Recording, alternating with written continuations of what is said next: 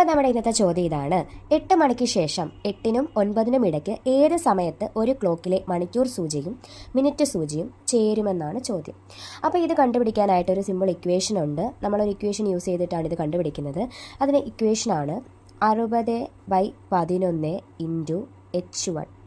ഇവിടുത്തെ ഈ H1 എന്ന് പറഞ്ഞു കഴിഞ്ഞാൽ ഏതിനും ഇടയിൽ എന്നാണ് പറഞ്ഞത്. അതിനകത്ത് ആ ആദ്യത്തെ സമയമില്ലേ, അതിനെയാണ് H1 എന്ന് പറയുന്നത്. അപ്പോൾ ഇവിടെ എന്ത് കിട്ടും?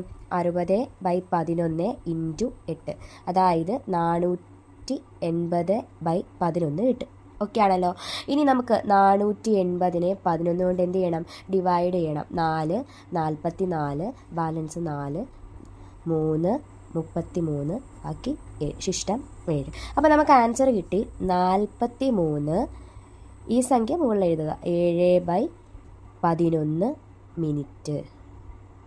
അപ്പോൾ നമ്മുടെ ആൻസർ എത്രയാണ്? 43. 7/11 മിനിറ്റിലാണ് മണിക്കൂർ സൂചിയും മിനിറ്റ് സൂചിയും എന്ത് ചെയ്യുന്നത്? ഒരുമിച്ച് ചേരുന്നത്.